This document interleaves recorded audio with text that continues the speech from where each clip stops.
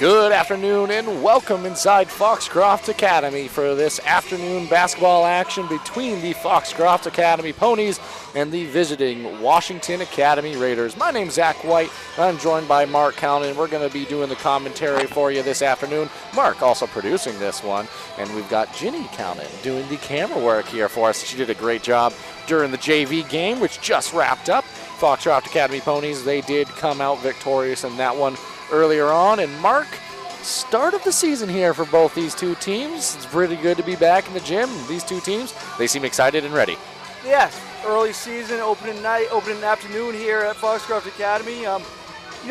These two teams, they have hope. They have a lot of hope coming into the season. Everybody does. They're 0-0, right? Everybody thinks they're good at this point, and they just might be. And Class B, still a lot of good teams. You got Ellsworth, Old Town, John Babs, Caribou, still a lot of good teams. But these two teams could be right in the mix, and this is an important early season game. Absolutely. Every game matters. By the end of the season, when you look back at your schedule, heel points, worthy games, all those things, start with the first one, and that's what we have out for you today. Mark, you just talked about two teams that really were legitimately at the top of Class B last year in Ellsworth and Old Town. Obviously, that one was a really fun basketball game to get the season started, and I totally agree with you, Mark. I think either of these two teams can be competitive in a pretty good-looking Class B, where it's not exactly what it was last year, where you kind of had an idea early on what the final picture might look like. This year seems a bit more wide open. Yeah, I mean, all of us thought it would be Ellsworth Old Town in the final last year, and it was. This year, none of us have a clue. I mean, we could all guess, we could make our predictions, you could hear our predictions on our Eastern Maine Sports Preview show, but no one really knows. Last year we had a pretty good guess. Yeah, last year, and by the way, that pregame show, you guys did a great job. Obviously, Mark and company. You can find that on our Eastern Maine Sports YouTube channel, which is where you're watching this game right now. And we do appreciate you coming inside and the broadcast here with us and joining us for the broadcast as you have all year. If you haven't already, please consider subscribing to the YouTube channel. It's completely free to do so, and it's a great way to help support us and in turn help support these Maine high school athletes. Another way that you can help support us, something kind of new for us here at Eastern Maine Sports, and the three of us in the broadcast team are all donning the merch that has recently come out, and you can come out and check out the store to get your Eastern Maine Sports merch. Things like shirts, sweatshirts, hats, and much more. Got a nice coffee mug even on there, baby onesie I saw. Yeah. So water bottle. Water bottle. Truly a yard flag. It might not go in the ground very well this time of year, but you can get it for spring. Yeah, you can, and you can certainly give it a shot. But you can check out all that and much more at EasternMaineSports.com or on our Facebook page. Any way that you really can get a hold of us, you'll be able to find that merch store as well. And if you do purchase anything, very much so appreciated. It helps greatly support us and help support these Maine high school athletes. Mark, we did get to talk to both of the coaches a little bit before the game, as there's still 9 minutes left on the pregame show here. So something that we'll dive into, I'm sure, a little bit closer to the game start. But just a real quick overview, what are we expecting here from the Ponies? Well, I mean, I think a lot different style. Coach Tyler Muzzy, he had a lot of success up in Greenville. Obviously, different Class D, but won a state championship up there with the Lakers. A team we remember well. We watched that state championship game at the Augusta Civic Center. He definitely changed his style. I think they're going to play some zone, play some man, but it's going to be a lot of adjustments. Last year last couple of years, you saw a lot of running gun, a lot of pressure. There'll be some of that, but I think there's going to be a lot of changes. A couple players to look out for. Addie Day and Allie Cook, the backcourt. Day is a junior, Cook's a sophomore. Expect big things from them. Also, Madison Kimball, she's been a key part of this team for the last few years. We have seen her play. She does a lot of good stuff for them. And also a freshman, incoming Nola Mason. I think she's going to be a key player and one to watch out for in Class B. Absolutely, and a lot of really exciting things going on along that Foxcroft sideline. They play tough, physical, intense. That doesn't leave no matter what system kind of comes in or takes play, but a lot of really good athletes over there. And on the other side, I had the chance to talk to Coach Cates about the Raiders and some things that we might expect to see. And maybe one difference between these two teams is, at least early on in a season, anytime you're early on in a season, you're trying to kind of iron things out. But Coach Cates, he's really confident and impressed kind of with the depth he's looking to have this year, playing 9-10 deep, which is a luxury that oftentimes you don't find. And being able to have that ability and have people out on the floor that can compete at a high level, 9-10 deep, it's truly a nice little feather in the cap, so to speak. But he was really excited about the start of their season. A little bit different than what the start of the season looks like for the Ponies, who have a lot of games early on.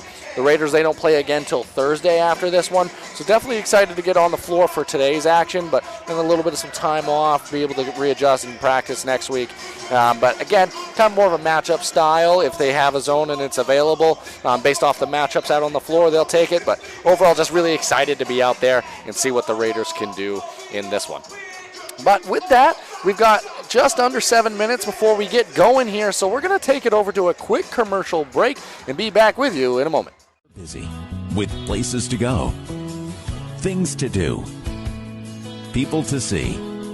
Let Maine Highlands Federal Credit Union make managing your money easy with mobile services, bill pay, Apple Pay, mobile deposit, and more. We're as close as your phone. Now serving all of Piscataquis, Penobscot, and Somerset counties. Maine Highlands Federal Credit Union. Personal service, shared value. MHFCU.com.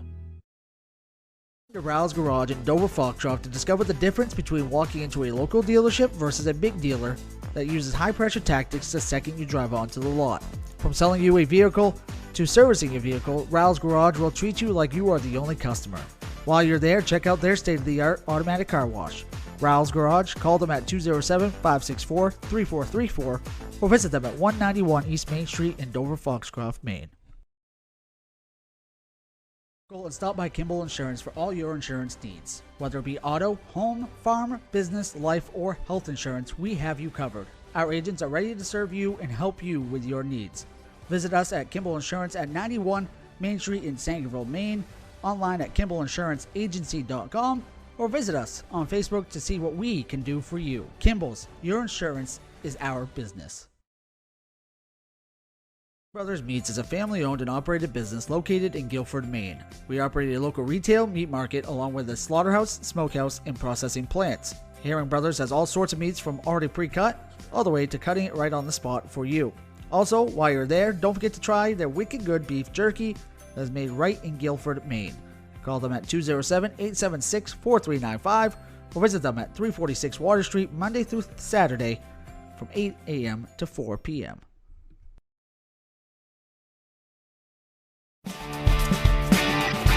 My name's Rick Ames, and now we have an office in Dexter, which is what we consider our hometown now. We still have our office in Lincoln, and we're loving that.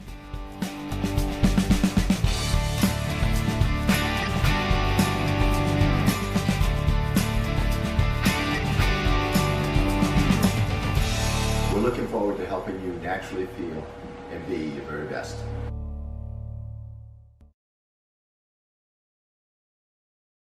And softball training facility has the perfect gift for the budding all-star on your holiday shopping list. Give the gift of training. Sluggers offers both group and one-on-one lessons for all levels. Give the gift of experience. From batting cages to advanced technology, Sluggers is the perfect place to get practice and improve skills. Give the gift of competition. Joining a travel team at Sluggers is a great way to learn and grow with new friends. You're sure to hit it out of the park when you give the gift of Sluggers. To Rouse Garage in Dover Foxcroft to discover the difference between walking into a local dealership versus a big dealer that uses high-pressure tactics the second you drive onto the lot. From selling you a vehicle to servicing your vehicle, Rouse Garage will treat you like you are the only customer. While you're there, check out their state-of-the-art automatic car wash. Rouse Garage, call them at 207-564-3434 or visit them at 191 East Main Street in Dover Foxcroft, Maine. Building or remodeling a home or office and need electrical work? Call Ideal Energy Solutions. Ideal Energy Solutions is ready to wire your building right. Don't settle for less than ideal. Go with Ideal Energy Solutions. Call today. Welcome back here now. Thank you for rejoining us on the broadcast and the pregame show as we wind down the final 2 minutes and 52 seconds leading up to tip-off here inside Foxcroft Academy. Again, one more time, my name is Zach White. I'm joined by Mark Cownan. We're going to be doing the commentary for you this afternoon. Mark also producing, and Ginny Cownan doing the camera work. So thank you again for joining us. Mark, kind of as we wind down here, we haven't been able to see much of these teams. Obviously, this is the start of the season, but one thing I like to do before every game is kind of go over some keys to the game, what's going to be able to get you to victory over the other side. I guess starting off, just simple principles, really. So for the Foxcroft Academy Ponies, we know the style kind of that they want to play, much more disciplined basketball, attempt to turn teams over more than they're turning the ball over. Any team's going to want to do that anytime you can get in the gym, of course, but also throw out some different looks. Try to get someone out of their comfort zone. So for the Ponies, in short, key to this game is if you can do that and if you can disrupt what WA is trying to do and really hone in on that defensive side of the ball, create opportunities through turnovers, you're going to be putting yourself in a really good position. Yeah, and I think another key for them, that maybe a little bit more important for them than it is Washington Academy, is staying out of foul trouble, because they're not, from talking to both coaches, it doesn't seem like they go as deep as Washington Academy. So, I think that's a key, and I think, Coach Muzzy will make adjustments to that, though. He'll go back to zone a little bit more and fall back, to stay out of foul trouble. I think that's a big key for Foxcroft. One thing I do want to say that was super impressive, during the JV game, at one point there was 5 players that on the floor, and the entire bench had to go to the locker room to go play double duty, and then go not just play an entire JV game, but then go play the varsity game as well. That's really impressive. But which is good, because Coach Muzzy said they won't go that deep in these games, so it gives those kids an opportunity to get playing time.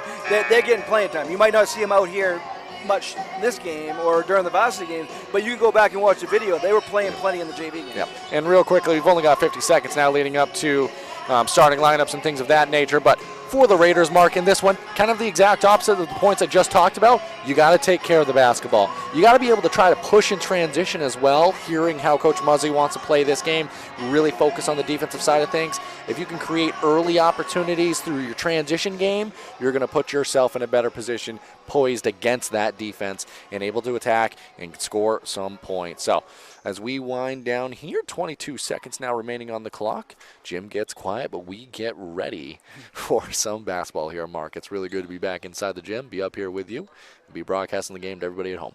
All right, we're going to take it over, and they're going to give you the introductions to the lineups, and then the national anthem.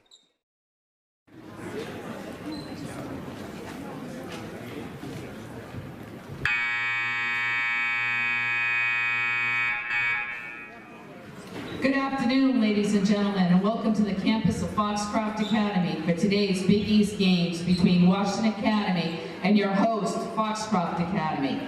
Foxcroft and Washington are both member schools of the Maine Principals Association, the PBC, and the Big East, and we value sportsmanship. We all ask that you cheer positively for the players, coaches, and officials involved and enjoy today's game. Now, for the starting lineups for today's contest. First, for the Washington Academy Raiders. Number 2, Meadow Road. Number 5, Grace Howard. Number 10, Johanna Nyland. Number 12, Avery Cates. Number 20, Reese Crossman. The Raiders are coached by Josh Cates and Lauren Cates. Now for your Foxcroft Academy Ponies. Number 2, Allie Cook. Number 3, Addie Day. Number 12, Maddie Kimball. Number 22, Nola Mason. And number 41, Kirsten New. The Ponies are coached by Tyler Muzzy, Josh Kimball, Morgan Witten, and Allie Bjornsson. Please stand and remove your hats for the playing of our national anthem.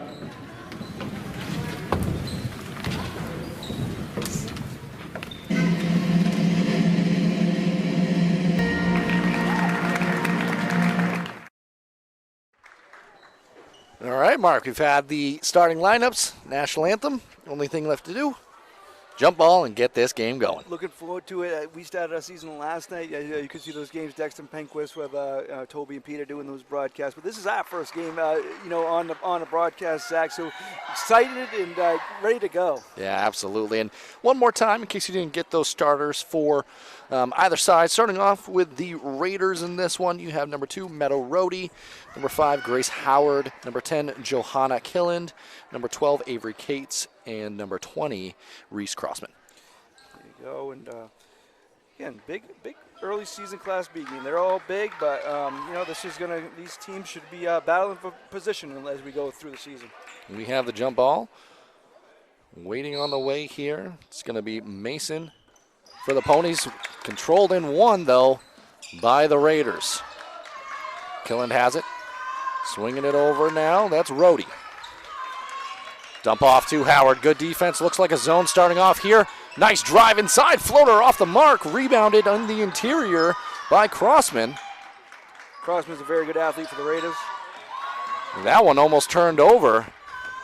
Good job by Killand, able to control it. And Rohde going to reset things here for the Raiders. Player to player now. Ball on the floor.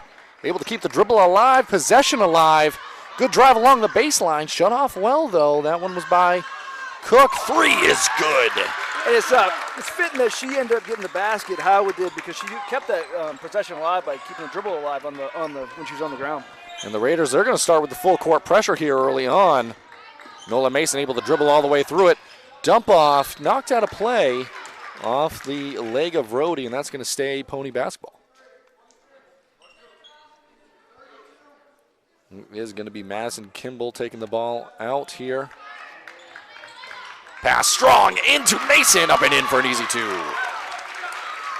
First varsity game. She gets the first buckets for her team. What a look. What a make there, Nola Mason. Dribble picked up there. Pressure extending well beyond the 3-point line. Pass in, extra pass. Good move along the baseline. Killen shut off and stolen away and fouled from behind. It was Day who took it. And Howard whistled for the foul. Came up a little bit lame. Working out that knee, it looks like here, Mark. Something to watch early on in this game. Full court pressure stays here. Day has it, high dribble. And good pressure along that sideline. Ball's turned over. Nice pass inside. Layup no good, though. Brought down by Newt. It was a good pass from Killand into Cates, but no dice on the layup. Day now over to Kimball, setting up the offense. Mason scored the only 2 so far for the Ponies. She has it. And gives it up to Day. Day the dribble. Patience on this possession. As I say it, Kimball throws up the runner off the mark and no good. Rebound taken away by Killand, who's been a presence early on in this one, Mark. Yes, she has force underneath for the Raiders. Pass given back to her. Dump off inside over to Cates. Cates going to be whistled for the travel there. Looks like maybe a linkage of the arms for a moment, Mark. Yeah, looks like they're dancing a little bit out there. A little do-si-do. So get Bill Brooks and Rick Speed doing the refereeing today. Full court pressure staying here into Day. It's forced 1 turnover so far, but that time Day able to dribble through, gives it off to Kimball, who's going to take a look at a 3. Shot strong and no good. Rebound on the weak side goes to Newt. Newt's got 2 rebounds early on. Cook came away with it. She's going to give it back to Kimball. Strong off the glass, no good again, but Newt! Good hustle by Newt to keep that alive. It ended up with Addie Day, but give the credit to Newt on that one. That was great hustle and determination. 2 offensive rebounds this possession alone. Back to Cook now. Mason calling for it, gets it. Over to Kimball. Good defense there on display by Killand. Swinging the ball around. Mason's going to have a clean look at a mid-range jumper. No good. That time rebounded strong inside by Crossman. Up to Howard. 1 more to Rohde. Looking for the post up inside. Mark, the Raiders do appear to have a bit of a size advantage, at least early on here in this one. They do with Crossman and Killen. Strong drive along the baseline by Killen. I think the Ponies wanted a extension of the arm to be whistled as an offensive foul there. Another place where they might have an advantage is maybe in experience. If you look at the starting line, there's 4 seniors and 1 junior for the Raiders. For the Ponies, 2 seniors, 1 junior, 1 sophomore, 1 freshman. Cook, she's got experience in getting steals like that, and just like that, Cates able to take it right back for the Raiders. I don't want it. You take it. Good defense on display either side. Howard, dump off. That to Crossman. Crossman, left-hand dribble. It's going to be knocked off her knee and out of play. Headed back the other way now, Mark. Yeah, good defense. Give credit both sides. In early season basketball, too, you're seeing a fair amount of turnovers early on in this one. That happens early on in the season. Yes, it does. Nice pass. Yeah, Day able to give that one up to Kimball. Slows things down for a moment. Her dribble drive. Good defense on display. Kicks it out to Newt. Newt's going to have that one taken away into the arms of Killand, who I've been very impressed with in this one. And ball's taken right back by Addie Day. Good crossover, and she's into the front court now. Kick out Cook. Mid-range look. Good. That's well within her range. First lead of the season for the Ponies. And now, Raiders, they're going to have their own look at a mid-range jumper off the mark. No good. Allie Cook, number 2, who just made 2. She impressed me last year as a freshman, and she's just getting better and better. Absolutely a good shooter. Kimball, dump off into Newt. Kicks it out, Mason. Clean look at a 3. Makes it. And just like that, a Nolan Mason 3 leads to a Raider timeout. Mark, let's keep it here. Yeah. Early on in this one, 3:23 remaining here in this first quarter. A little bit of some chaos here at times, obviously. Little sloppiness, which, we kind of expect, early in the season. Yeah. Kind of teams kind of getting their foot on the ground.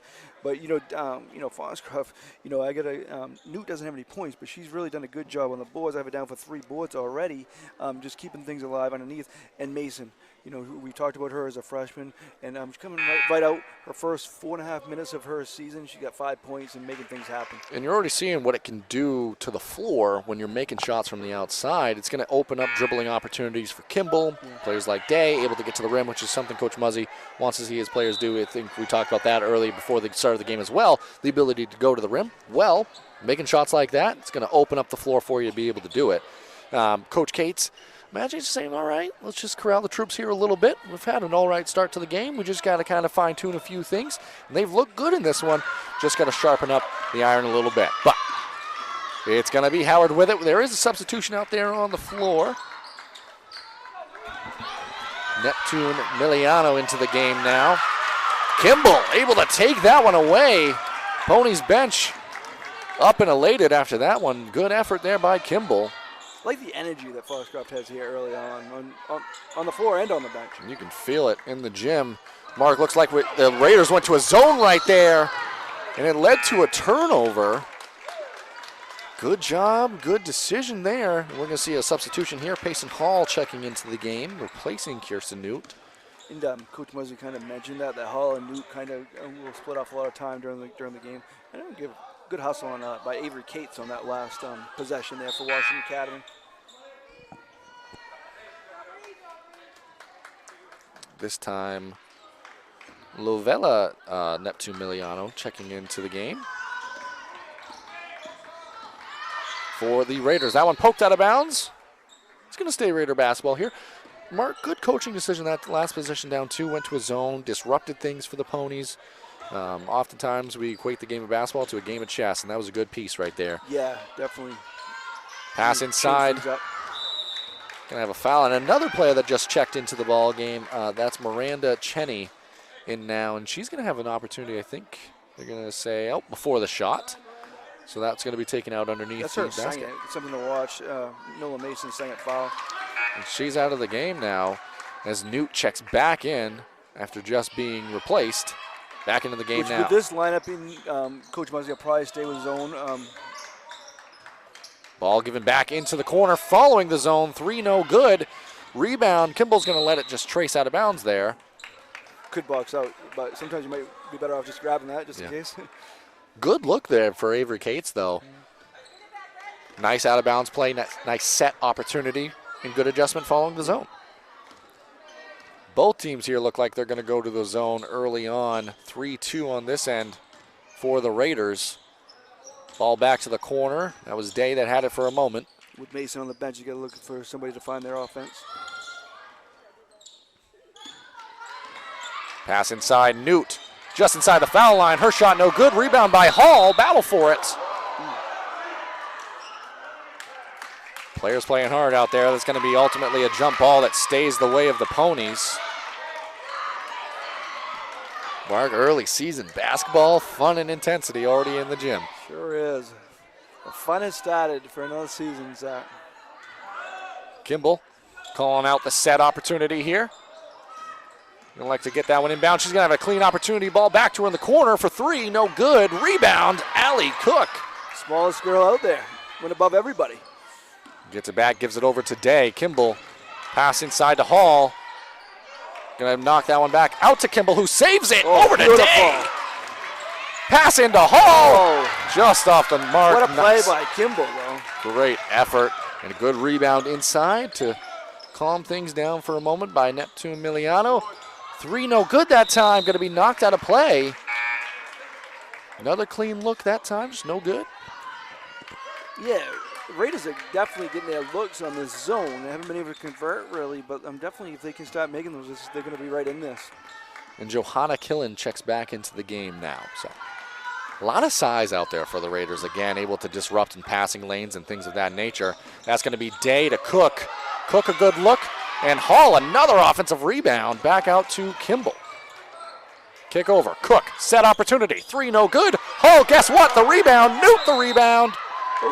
They are dominating on the boards, though, with Hall and Newt have combined for 7 rebounds, and Hall's only been out there for like 2 minutes. It was probably a minute of game time in the way that this one's been going on the clock at least. And I've said a lot about the size for the Ponies, but in reality, they're getting in there and getting a lot of rebounds in this one. It's been impressive. And, sometimes it's tough when you're in a zone to rebound, and right now that's where Washington Academy's got to find their player and find somebody to box out. And as I said, it is harder off the zone. And Newt, good on the first, the second one, lane violation, so it's going to go I think Raiders the violation basketball was actually on Newt. 1:07 remaining here in the opening quarter of action. It's going to be Killen bringing it down. Pony's going to stick with this zone. Looking to give the dump off inside. Swung over to Cates. Neptune Miliano dumps inside, but stolen away there by Day. 3 steals already for Day. Kicks to the corner. Kimball. Shot strong, no good. Good strong rebound on the backside by Killen. Screen set. Killen the drive. Controls. Cates. Her look, no good. Another offensive board there. Brought down by the Raiders. Dump off inside. Good strong layup that time by Neptune Miliano. Lovella there. Able to break the streak, and with 15 seconds left in the corner, gets her first too. Day gonna take a look. No good. Controlled by Newt on the offensive glass. Knocked out of bounds. Gonna give a chance again here for the Ponies. Time and score opportunity, 4.4 on the clock. Coach Muzzy wants to draw up a look here. Mark, this is an early opportunity to kind of take a look, draw something up. One thing you can't simulate before the start of a season is real game situations like this. You can practice them, but when you're in the game and you're feeling the intensity of them, it's a different story. So I actually think that this is a good timeout early in the season. Yes, and you want to make sure. I'm sure you've gone over things in preseason games and in practices, but you want to make sure you probably have a play for this exact situation. And you want to make sure they know what that is and know what they're doing. Yeah, and also every point is going to matter in this one, the way these two teams have played defense. So, it would be, obviously we've only played almost 8 minutes, but it's hard to see either one of these teams pulling away from the other in this game. And so important to mention, Mason's on the bench with 2 fouls. And we probably will be for a good portion of the second quarter at least, It's going to be Kimball who is going to be inbounding the ball here. A little bit of some confusion on the Raiders side, so Extra person had to leave the floor there. You only can have 5, Zach. They wanted to play with 6. Yeah, You got to try give it. them an advantage. Swung over. Cook. Kimball. Clean look at it. Back iron, no good. That's going to be how the first quarter of action comes to a close here. The Ponies, they lead 8-5. We're going to take a break and rejoin you for the second. Brothers Meats is a family-owned and operated business located in Guilford, Maine. We operate a local retail meat market along with a slaughterhouse, smokehouse, and processing plants. Herring Brothers has all sorts of meats from already pre-cut all the way to cutting it right on the spot for you. Also, while you're there, don't forget to try their wicked good beef jerky that is made right in Guilford, Maine. Call them at 207-876-4395 or visit them at 346 Water Street Monday through Saturday from 8 a.m. to 4 p.m. Call and stop by Kimball Insurance for all your insurance needs. Whether it be auto, home, farm, business, life, or health insurance, we have you covered. Our agents are ready to serve you and help you with your needs. Visit us at Kimball Insurance at 91 Main Street in Sangerville, Maine, online at KimballInsuranceAgency.com, or visit us on Facebook to see what we can do for you. Kimball's, your insurance is our business. Welcome back here as we prepare for the start of this second quarter of action. Ponies, they lead 8-5 here following the first. You heard from some of the sponsors during the commercial break that have helped make these broadcasts free and available for everyone at home. We want to thank them all. Sluggers Training Facility, Kimball Insurance, Rouse Garage and Car Wash, Ideal Energy Solutions, Black Bear Crane, Ames Chiropractic, Herring Brothers, and Maine Highlands Federal Credit Union. I want to thank them all for sponsoring Eastern Maine sports coverage of high school sports. Please support these local businesses as they help bring the games free to you. Yes, thank you to all of them. And, very interesting first quarter, Zach. Kind of, it's like both teams are trying to kind of see where they're at. It's almost like this is the first game of the season. It's exactly what you would expect. Yeah. First quarter, first game of the season. Those learning curves and the growing pains, they're going to be there. But what you want to see and you hope is there, and it was for both these sides, is the intensity. And both groups brought that in the first quarter. Mark, we're sizing up for a really good game here. Yes, I think this is going to be good right to the end. And it's going to be the Raiders starting with the ball in this second quarter. Ponies, they started in a zone, and Cook's going to rip that one away. Another turnover there. Nice idea by the Raiders, able to get the ball inside, but good active hands by Cook. Able to gain possession back here for the Ponies. And now it is the Raiders who are going to be coming out in the zone. Cook, unguarded in the corner. She's going to get a look at it now. Dangerous shooter. Yes. Day over to Kimball. So we talked about Newton Hall dominating inside. Well, Day and Cook are dominating the outside. They've combined for 5 steals. And one of the things about a zone is it creates opportunities for the offensive rebounds because you're not matched up player to player, so it's harder to get a body on. But we're seeing that both sides here early going. Kimball, that's the second time we've seen it. Save that one to Cook. Cook shot, no good. Play, Zach. That's her play. It is. She's been good at it. Yeah. But again, another offensive rebound here in the early going for the Ponies as Kimball has it again. I think this is why some coaches don't like zone because it makes it difficult to rebound. It does indeed. And we're seeing a lot of time come off the clock with this too, but not a bad thing. Trying to look for your set opportunity. Look to see if there's a way that the Ponies, and that we have a shot there by Cook. Long, no good. Another offensive rebound, that time by Kimball. Shot blocked away. That time was taken away by Crossman. Good pass underneath. Layup, no good. Taken away by Kimball. Beautiful setup there, but you couldn't finish. Great pass. Before all that excitement, what I was going to say is look to see if some flashers can get the ball inside for both of these zones in terms of the offensive attack. They're seeing a lot for the Ponies, especially along the perimeter. But you got to see if there's going to be opportunities to set that up by going in the interior. Poked away from behind for a moment, but ultimately controlled by Cook. Cook over to Newt. One more to Day. Day in the corner. Cook, another clean look. That time no good. Battle for it inside. Brought down that time by Neptune Miliano, who passes it up in transition. That time no good on the layup attempt. Brought down by Addie Day. And Washington Academy's had a few great passes down low. They just have not been able to finish. Again, early season basketball, those are the opportunities that you can't simulate in practice. As Cook, her three, no good. Strong rebound there by Crossman. We mentioned when Mason went to the bench. They need to find somebody else to get the offense. They haven't been able to do that, but then been able to maintain the lead, and that's the most important thing. And Neptune Miliano, her shot from three, no good. Strong board inside. Layup again, no good at the rim. That time, it's Hall, who's getting a lot of minutes with the foul trouble with Mason here in this first half of action. Yeah, Hall and Newt been a good combo out there. Kimball now. Corner can be a dangerous place against the zone as well. Creates trapping opportunities. Newt over to Kimball. Reversing it now over to Cook. Her shot just inside the arc, no good. Strong out of bounds. Going back the other way now for the Raiders, who are bringing back a couple of players here. Meadow Rohde returning. Grace Howard. And also checking into the ball game, Abigail Maker. Mark, we're seeing a lot of players here being brought in for the Raiders. What a luxury that is to have. Yeah, and you're going to have fresh legs as you get later in this game. Maker, that time. Through the hands, out of bounds. Little pat to the chest. Understanding there. Fresh into the ball game. It happens. It's going to be Day now, taking things back for the Ponies. Sticking with the zone here, Kimball. Over to Cook. Good job swinging it. Good ball movement on display that time, Mark. But good zone defense by the Raiders. Cook, Kimball, Hall. Mid-range jumper, no good. Newt comes away with it, though.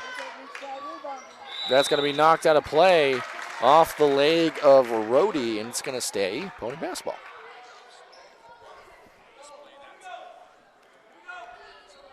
Kimball going to be the one taking it out of bounds here. Set opportunity in today. Back to Kimball. She takes a look and drains it from three. And that's a big shot. Not because you're going to win or lose on that shot, but just to get somebody else involved in another offensive play. Because Mason had 5 of the points early. We almost went 4 minutes into the second quarter without a made basket for either side. So lid might be off the rim for both clubs here, or at least the Ponies able to see that one go in. Good shot from three there. That's Howard. A little deep and no good. Good look at it. Cook able to save it before falling out of play into Newt. And Day now has it. Slows things down here. Reversing it back over to Day, who cross court gets it to Cook.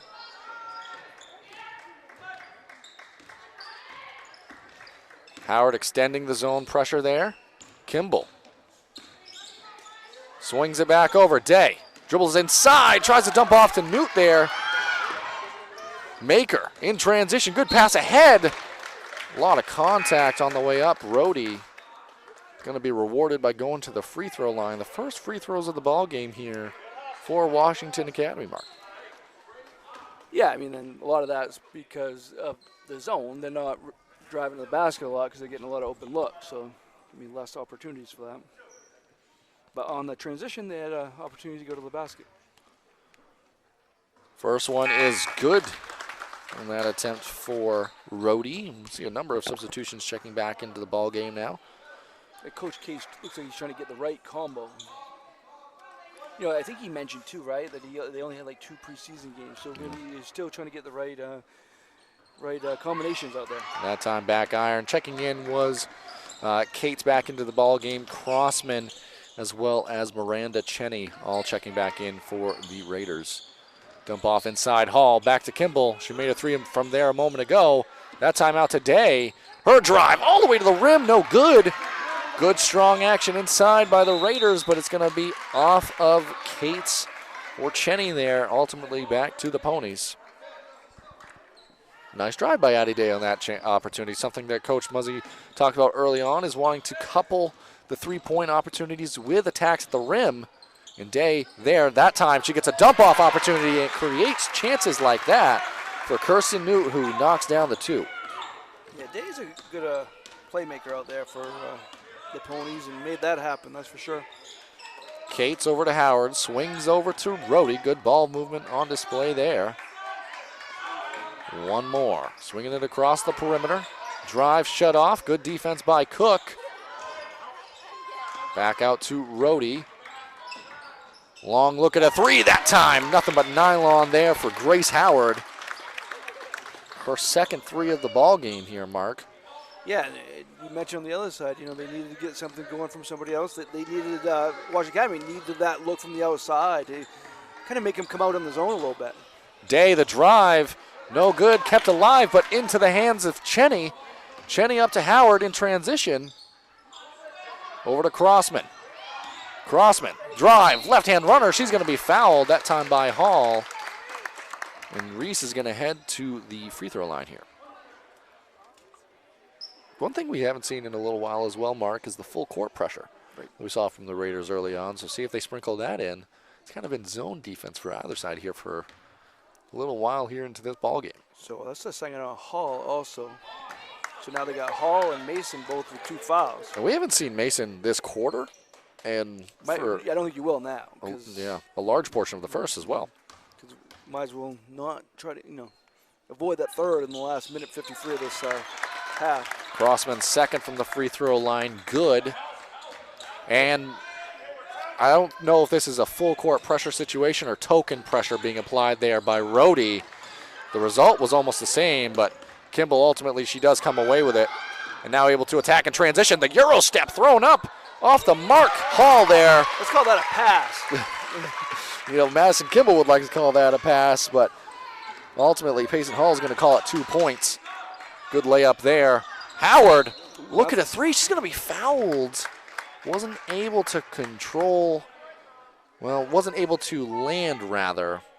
Actually, they're going to call it, looks like, after the shot. Oh, yep.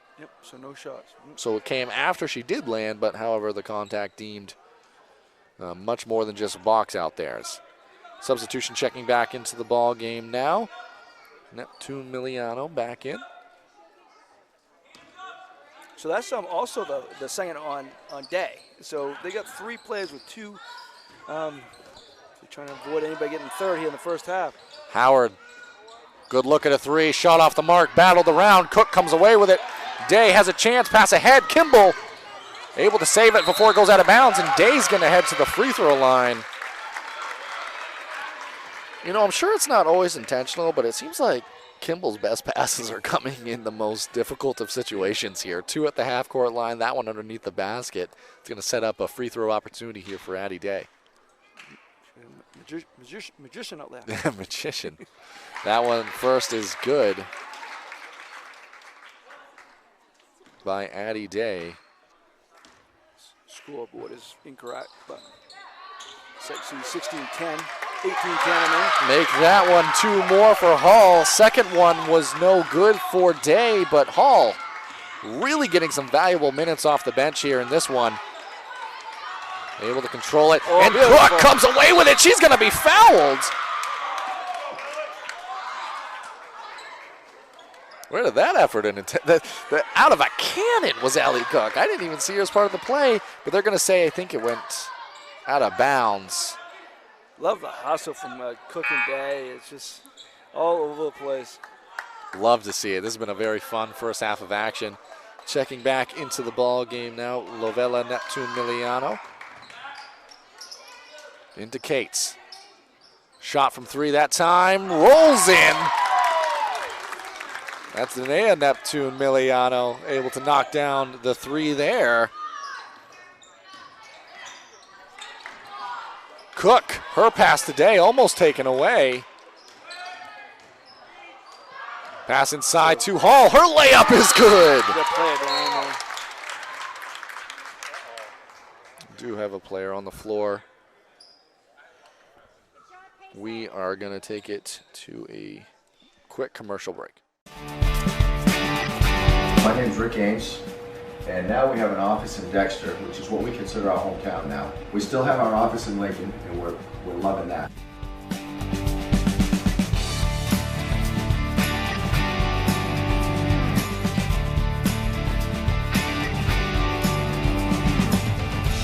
We're looking forward to helping you naturally feel and be your very best.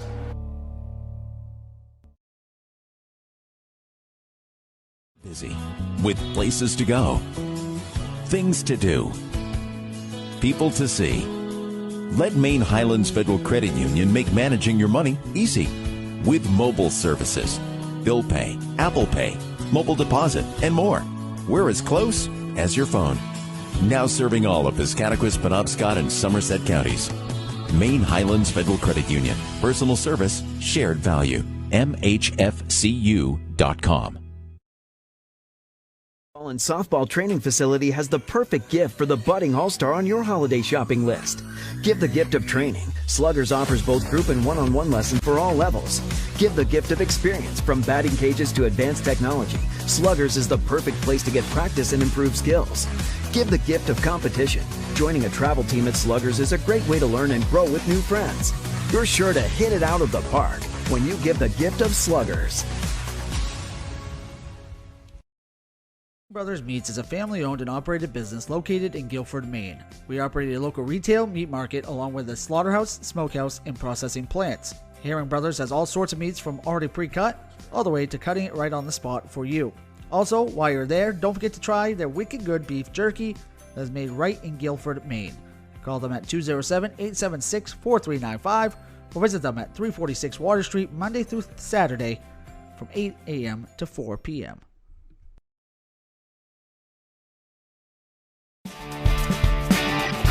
My name's Rick Ames, and now we have an office in Dexter, which is what we consider our hometown now. We still have our office in Lincoln, and we're loving that.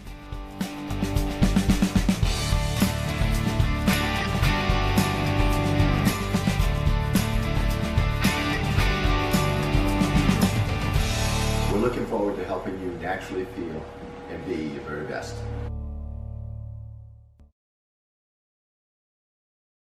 And stop by Kimball Insurance for all your insurance needs. Whether it be auto, home, farm, business, life, or health insurance, we have you covered. Our agents are ready to serve you and help you with your needs. Visit us at Kimball Insurance at 91 Main Street in Sangerville, Maine, online at KimballInsuranceAgency.com, or visit us on Facebook to see what we can do for you. Kimball's, your insurance is our business.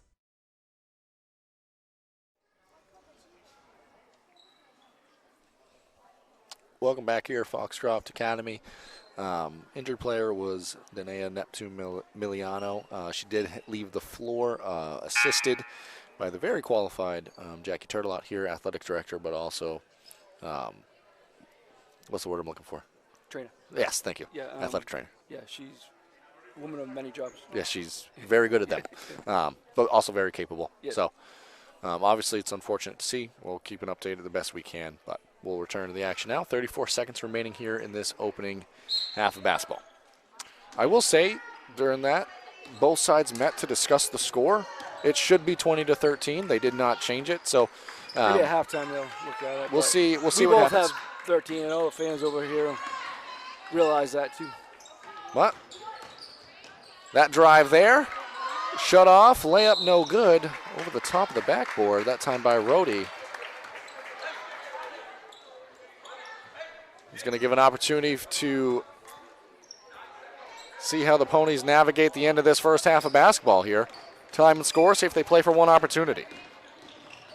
Day now, player-to-player defense. Dribble able to get inside. Shot blocked away by Crossman. Cross that one off the board. Cates tried to add to the score on the board, but shot no good. And that's going to be how the first half of action is going to come to a close. It's 20-12. Ponies, they lead over the Raiders here. We're going to take it to another brief break and rejoin you, talk about that first half of action, maybe things in the future as well. But be back with you in a moment. And stop by Kimball Insurance for all your insurance needs. Whether it be auto, home, farm, business, life, or health insurance, we have you covered. Our agents are ready to serve you and help you with your needs. Visit us at Kimball Insurance at 91 Main Street in Sangerville, Maine, online at KimballInsuranceAgency.com, or visit us on Facebook to see what we can do for you. Kimball's, your insurance is our business. Busy with places to go, things to do, people to see. Let Maine Highlands Federal Credit Union make managing your money easy with mobile services, bill pay, Apple Pay, mobile deposit, and more. We're as close as your phone. Now serving all of Piscataquis, Penobscot, and Somerset counties.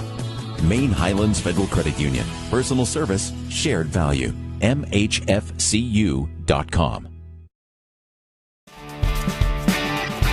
My name's Rick Ames, And now we have an office in Dexter, which is what we consider our hometown now. We still have our office in Lincoln, and we're loving that.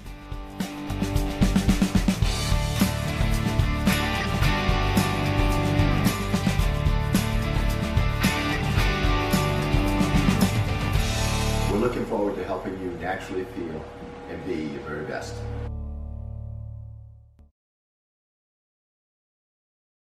To Ral's Garage in Dover Foxcroft to discover the difference between walking into a local dealership versus a big dealer that uses high-pressure tactics the second you drive onto the lot. From selling you a vehicle to servicing a vehicle, Ral's Garage will treat you like you are the only customer. While you're there, check out their state-of-the-art automatic car wash. Ral's Garage, call them at 207-564-3434 or visit them at 191 East Main Street in Dover Foxcroft, Maine. Go and stop by Kimball Insurance for all your insurance needs. Whether it be auto, home, farm, business, life, or health insurance, we have you covered. Our agents are ready to serve you and help you with your needs. Visit us at Kimball Insurance at 91 Main Street in Sangerville, Maine, online at KimballInsuranceAgency.com, or visit us on Facebook to see what we can do for you. Kimball's, your insurance is our business. Building or remodeling a home or office and need electrical work? Call Ideal Energy Solutions. Ideal Energy Solutions is ready to wire your building right. Don't settle for less than ideal. Go with Ideal Energy Solutions. Call today. Welcome back here. Thank you for rejoining us here for the halftime programming of this basketball game. Mark, pretty exciting first half of basketball, obviously, the end there. You never want to see a player go down. Hopefully everything's going to be all right on that side. But overall, very intense basketball, both sides back and forth. The score that we have is 20-13. Both sides still discussing it with the scorebooks. I can tell you how it adds up, too, if you want. Yeah, please do. Howard has 6. Cates has 3. Neptune Miliano has 2. And Rhodey has 1. Yeah. That's 13. The quick math there. And on the Ponies side, I mean, it was an impressive first half, but Payson Hall, 6 points there in the second quarter, all kind of off layup opportunities at the rim, offensive rebounds, those types of things. I was really impressed with her minutes off the bench, able to replace and kind of fill the role of Mason there in a different way. Obviously, they're not the same player, but able to get some quality minutes and really make things happen there, especially in that second. Yeah, and big off the board. 6 points, 5 rebounds. Really did a lot for, Coach Muzzy off the bench, as you said, for the Ponies. Her and Newt combined for 11 rebounds. That's been huge. And a lot of those on the offensive board. So that's been big for them to maintain the lead here in the first half. They couldn't find, kind of an offensive presence at first when Mason kind of, went to the bench with foul trouble. But they were able to expand the lead with her on the bench, and now she's come back and she's got 3 fouls to spare. And rested. Yeah. I mean, very well rested in this one. So it'll be exciting to see what both sides are also talking about here at the halftime show, Mark, or during their halftime in their locker rooms. For the Ponies, what do you think that discussion's like over there? Well, to kind of keep the zone going like it is. I don't think he's going to come out of the zone. I know a lot of it. He stayed in it maybe a little longer than usual because Mason was out, and you had Newt and Hall in there together, who are both big presence inside. So but I think just keep doing what they're doing. They've got a lot of energy out there, and that's definitely been a key. And that's been true for both sides in this one. It's been really impressive to see. Howard really got it going from behind the arc there as well. Had some quality looks, really nice opportunities.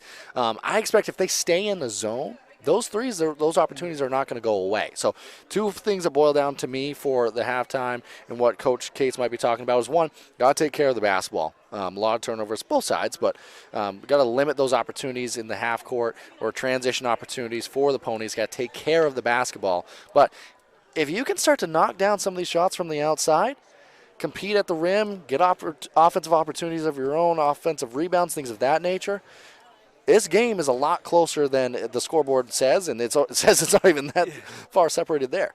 Yeah. So just keep doing what they're doing, and we talk about Hall and Newt.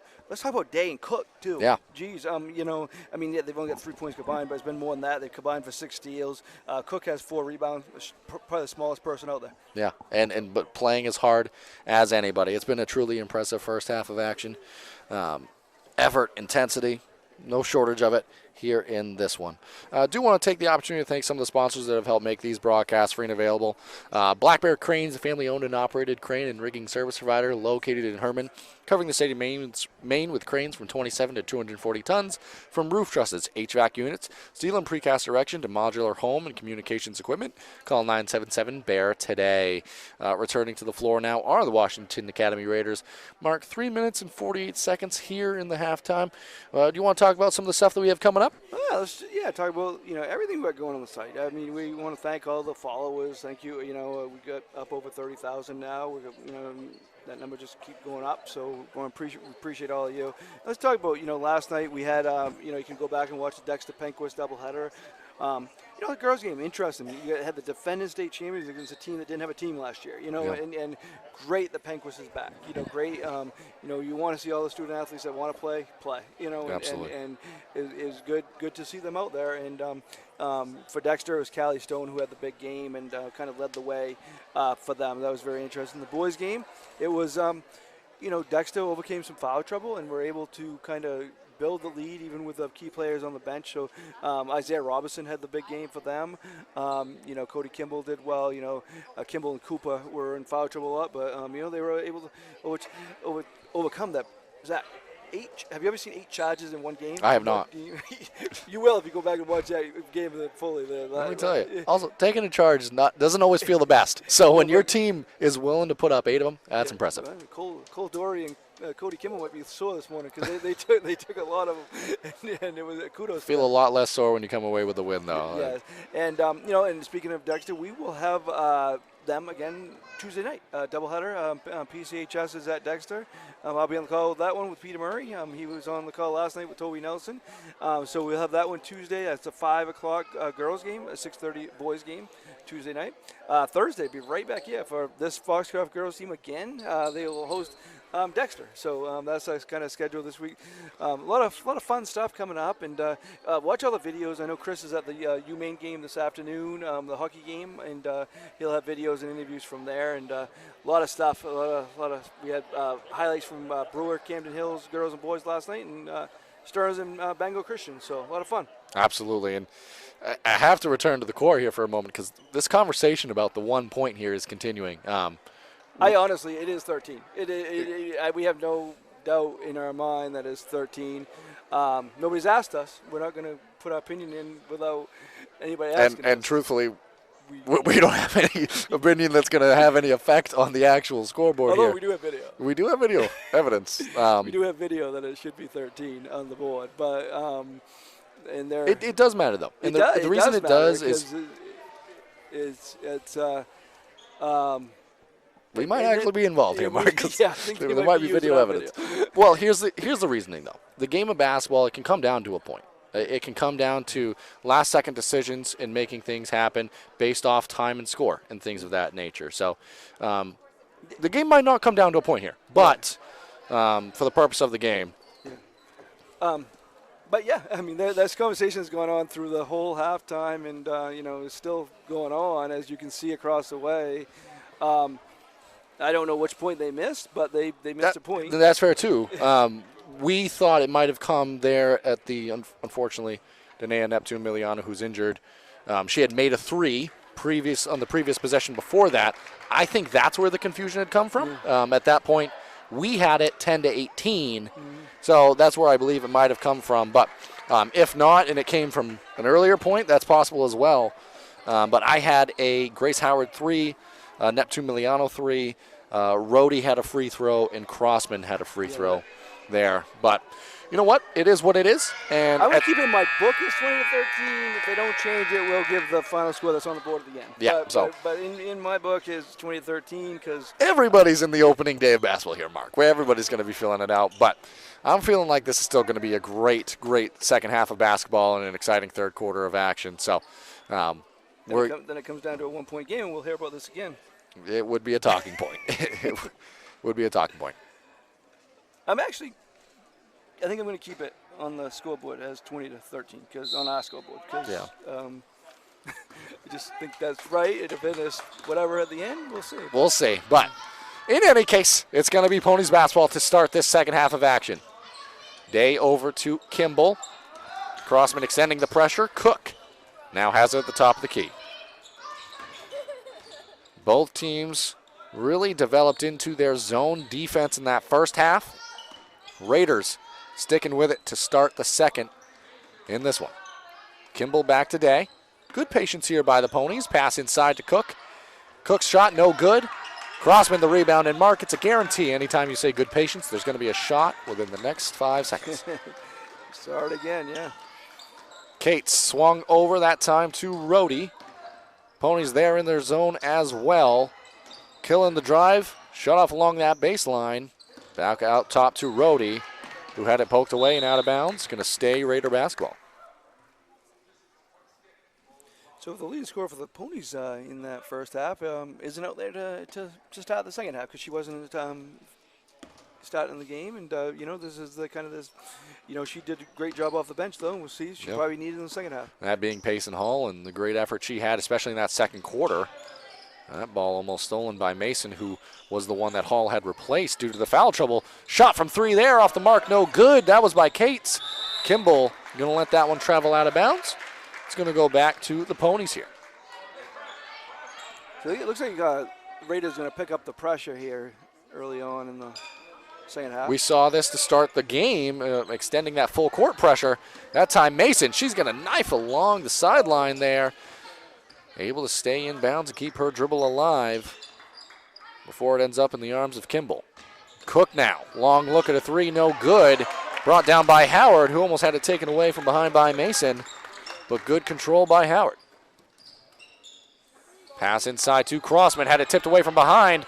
Addie Day comes up with it before it was knocked out of bounds. Back to the Ponies. So 4 steals now for Day. So, yeah, she only has 1 point in the book, but she has 4 steals, 3 assists, and doing a good job out there.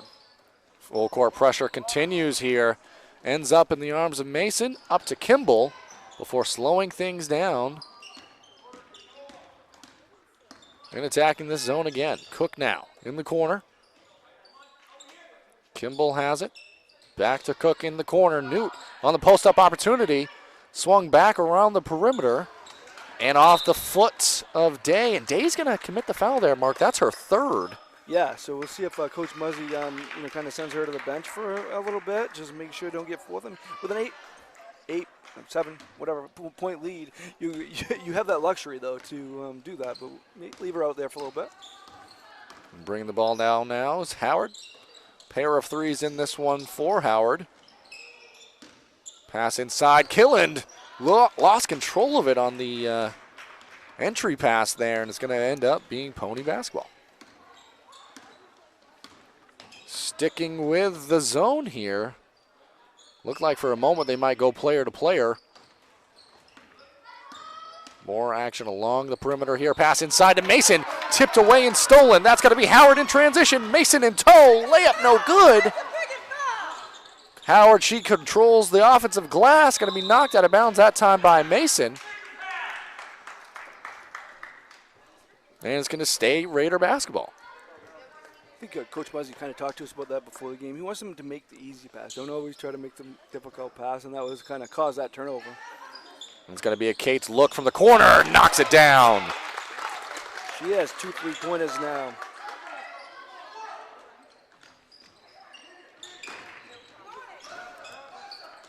That one stolen away. The full court pressure continues. Mason's hurt.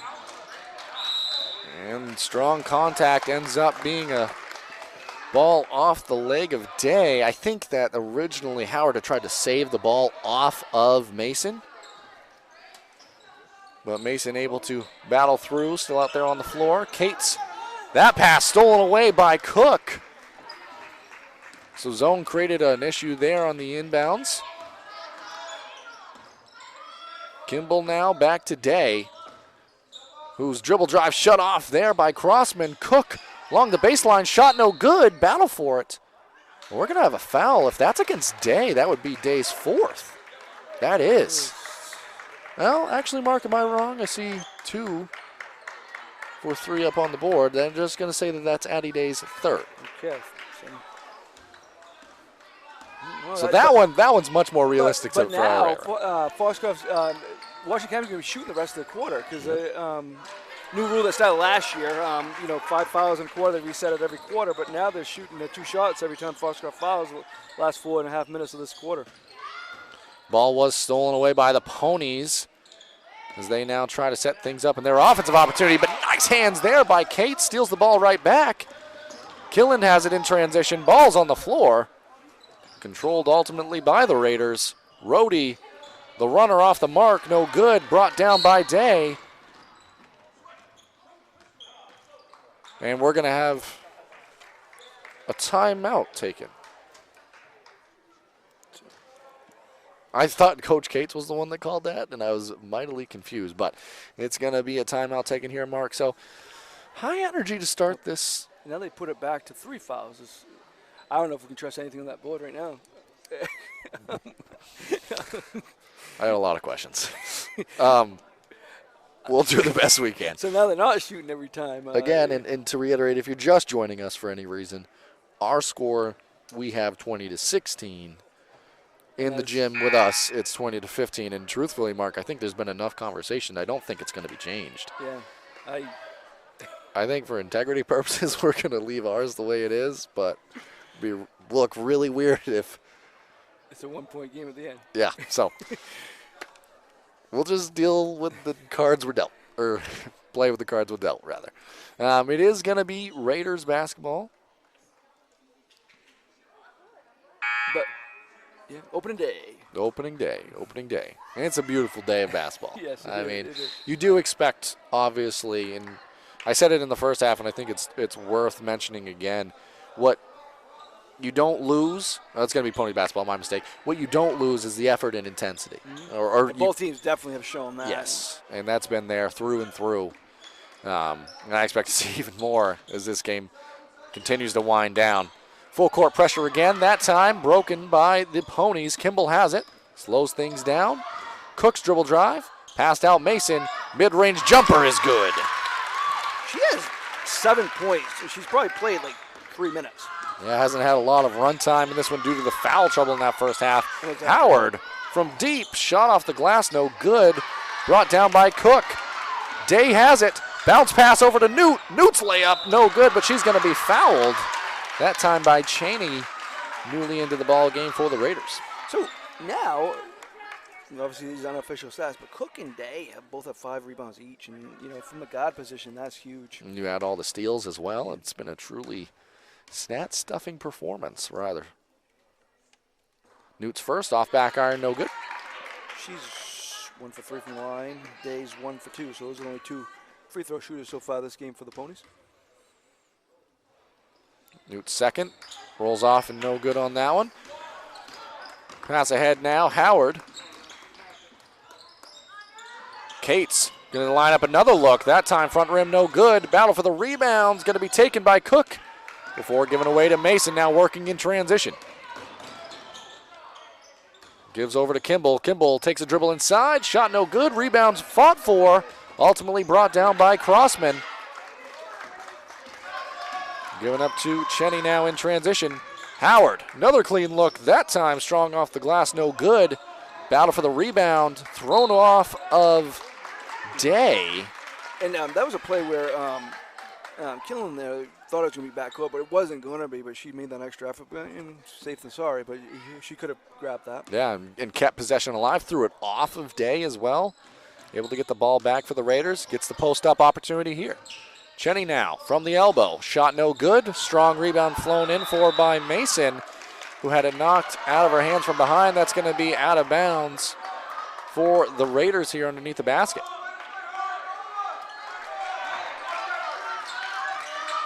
Pass played into Cheney.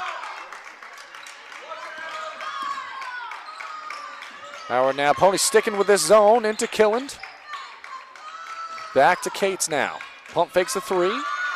Has it knocked away inside. It's going to be ball on the floor, battling for it.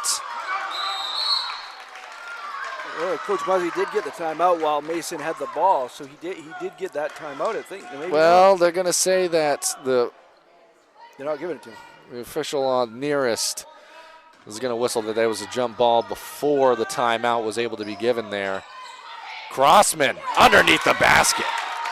Up and in for two. Good job by Reese Crossman. And that ball, full court pressure, almost stolen away.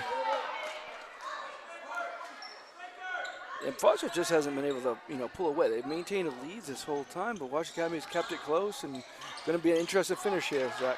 Good pass by Kimball. Extra pass ahead. That time, Crossman gets a mid on it and stolen away. Mark, the point you just made is when you made that first half as well, that neither of these teams probably going to pull too far away from the other. We're seeing that on display there. Killen's three. No good. We're going to have a whistle underneath. That's going to be against the Ponies. Maybe. That's the fourth team foul. So now any subsequent fouls, Washington Academy will be headed to the free throw line.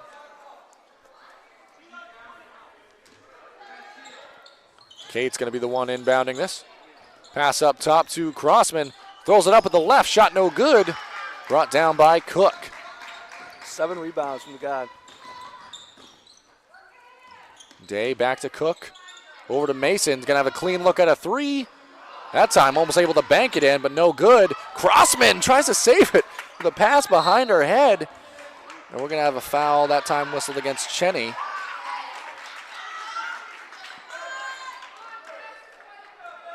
.148 now remaining here in this third quarter of action.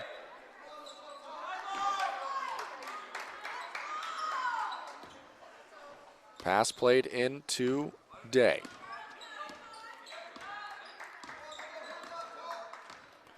Day's going to be happy to stand near the midcourt line, let time run off the clock here. Day over to Kimball. Kimball, clean look at a three. That time no good. Strong battle for the rebound again inside. Brought down ultimately and controlled by Day. And now that pressure is going to extend. Cheney well beyond the three-point line. Mirroring Day. Mason's going to have a clean look. Front of the key. Top of the key. Bottoms for Mason. The way she plays, you wouldn't know she's a freshman. She's the first one in double digits. Day might be in double-digit steals by the end of this one. Her layup, good. And now they've extended a little bit. And that is the largest lead of the ball game so far, I believe, in this one, Mark. 27-17 on the scoreboards here. 27-18 is what we have, but starting to look like 1 point might not be as big of a deal. But again, we've seen kind of a game of runs in this one. And the Ponies, they're certainly on one right now as Hall looks like she's going to be checking into the ball game here following the timeout. So, Mark, we do want to give a shout out also to everybody watching at home. Thank you for joining and following and helping the Facebook page get over 30,000 followers. If you are on that Facebook page, if you aren't already, then feel free to follow and like and share away. But you've probably seen the merch that we have out, and the broadcast team here all repping that merch. I posted a picture of yourself and Ginny and myself on the Facebook page. So look at the shirts we have on. You can get those and much more. Yeah, shirts, sweatshirts, hats, like you said, much, much more. And you can check all that out again. You can go to the Facebook, find where that merch channel is, or you can go to EasternMainSports.com as well. And again, that's a great way to help support us, but also get a nice T-shirt or sweatshirt for yourself. So I think you probably, if you get it in the next day or two, you might be able to get it by Christmas. Absolutely. All right, so it looks like Newt's the one that checked out of the ball game here. There's quite a difference. You can tell the difference in the Ponies and their style when Mason's on the floor. Obviously she's the offensive threat and makes a big difference. Looks smoother offensively. Absolutely. That time Crossman's pass was tipped away by Hall. Cates had a look at it. Fouled as she goes up for the second one. Got her own miss. That's going to send Avery Cates to the free throw line here.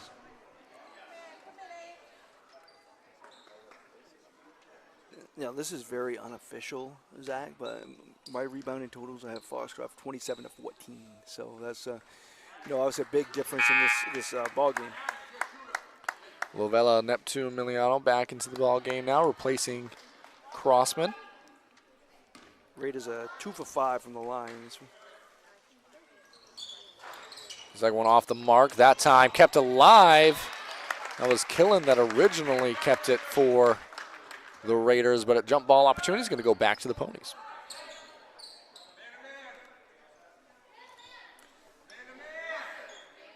Full court pressure here. This time player to player being on display. Coach Muzzy calling it out for his unit.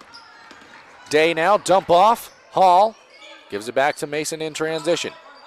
Mason over to Day. Able to control that one. 30 seconds now remaining in the quarter. Kimball looking for some screens.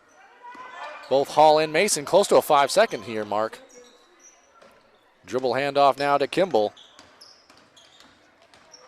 Going to get downhill, head to the rim. Going to be whistled for the travel there. 14.1 on the clock now. Ball back to the Raiders. So they probably look for the last shot here and get shot off in the last few seconds. And interesting to see how the Raiders went player to player now. Might be something we see at least for a portion of this ball game. Wouldn't be surprised if they mix it up every now and again. 4 seconds now, 3 seconds. Kate's going to have a clean look. 3, off the mark.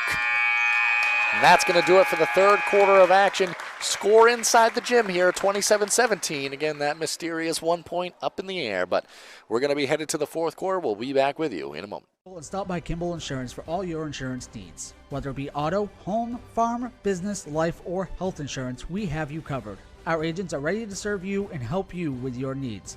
Visit us at Kimball Insurance at 91 Main Street in Sangerville, Maine, online at KimballInsuranceAgency.com, or visit us on Facebook to see what we can do for you. Kimball's, your insurance is our business. Rouse Garage in Dover Foxcroft to discover the difference between walking into a local dealership versus a big dealer that uses high-pressure tactics the second you drive onto the lot. From selling you a vehicle to servicing your vehicle, Rouse Garage will treat you like you are the only customer. While you're there, check out their state-of-the-art automatic car wash. Rouse Garage, call them at 207-564-3434 or visit them at 191 East Main Street in Dover Foxcroft, Maine. Welcome back here now as we prepare for the fourth quarter of action. Mark, again, score inside the gym, 27-17. We saw WA go to a player-to-player, full-court pressure trap type situation before, also player-to-player in the half court. Do you expect to see that here in the fourth? Yeah, I mean, because they got to kind of try to create some turnovers. I don't think Washington Academy can just sit back in the zone. They got to try to create some mishap and kind of some hectic ball. To try to get back. They're down by 9 or 10. Got to make things happen that way. Absolutely, and it's going to be Howard starting with it here for the Raiders. They do get the ball to begin this fourth quarter of action. Reese Crossman, her two's good. Crossman having a nice second half of action here. Had 2 in the third, 2 more right there. Mason now bringing it down. It is player to player. Day able to get by, dump off inside, batted around, taken away by Howard. And again, there's another example of kind of the difficult pass being made. With a lead, you really don't need that at this point. Yeah, absolutely. That time, given back to Howard. Deep look at a 3. Front rim no good, brought down strong by Mason.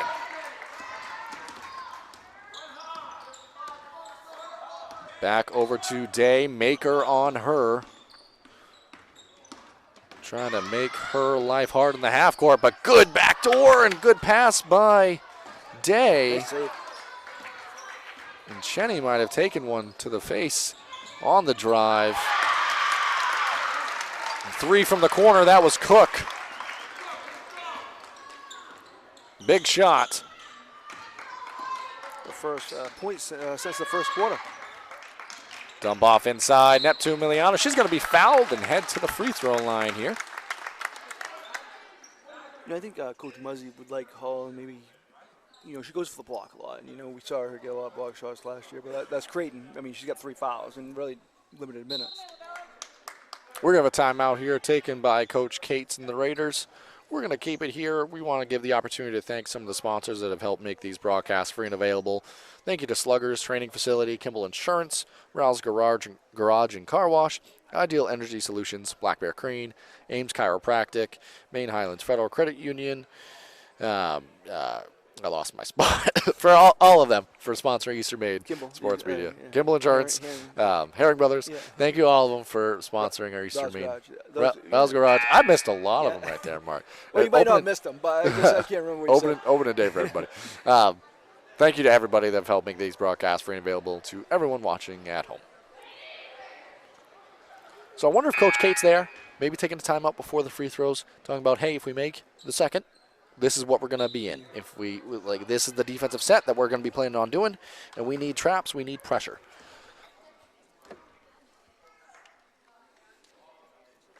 Neptune Miliano off on the first. They're 2 for 7 from the line right now. It's been a big factor here. Second from the line, that time off the mark. Controlled by Mason.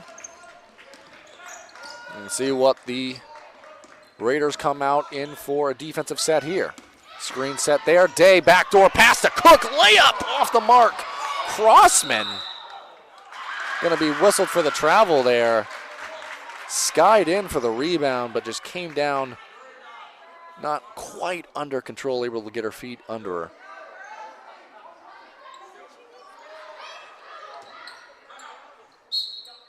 Coach Muzzy wants to talk it over, look for a better opportunity, an offensive set out of bounds here.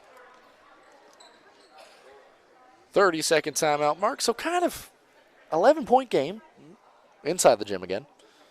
10 for everyone watching at home. What do you think that both sides, maybe Coach Muzzy, we talked about what Coach Cates might be talking about. What do you think Coach Muzzy's talking about with his Ponies here? Well, obviously, he saw something he didn't like on that inbounds play. So, something, maybe a setup by the defense or whatnot. And he wanted to make sure they knew what play they're going to run. But, no hurry right now. You got a pretty comfortable lead that could change in a hurry if you kind of force things. So, no hurry. Kind of sit back and let them kind of force the issue. Let Washington Academy. And Washington Academy is going to need to kind of pick up the pressure. Absolutely. Coach Muzzy, obviously, looking for a really nice set opportunity here following the timeout. Going to have a clean look for Cook in the corner. She made it from there a moment ago. Rebound on the weak side by Mason. She's going to be fouled from behind. I think that's going to go against Howard.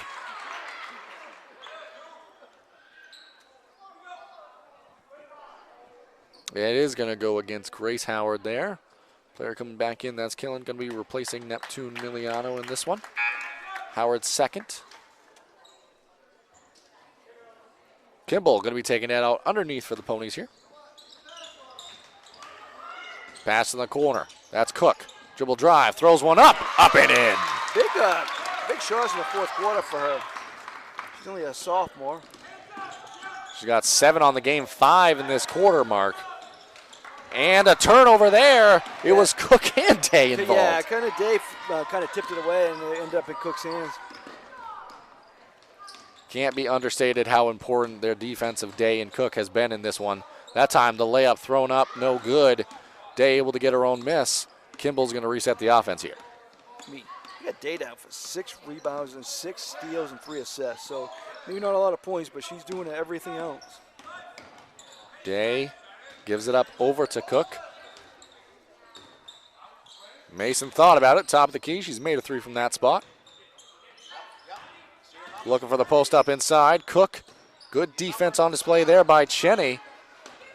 Mason back today, swinging it along the 3-point line. And Coach Muzzy calling out for patience here. Like you said, Mark, they got enough points to win the game right now. You want to take the best opportunity you can. Pass inside, that time to Hall. Back out to Day. She's going to be whistled for the travel there. Got the feet going a little bit too early on that one. Exactly.